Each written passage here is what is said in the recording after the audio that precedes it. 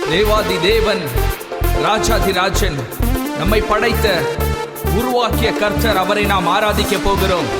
இந்த நேரத்திலுமாய் கூட தேவ பிரசன்னம் இந்த பாடலை கேட்கிற உங்கள் மேல் இறங்கும்படியாய் தேவ பிரசன்னத்தினால் நிரம்பி அவரை நாம் ஆராதிக்க போகிறோம்.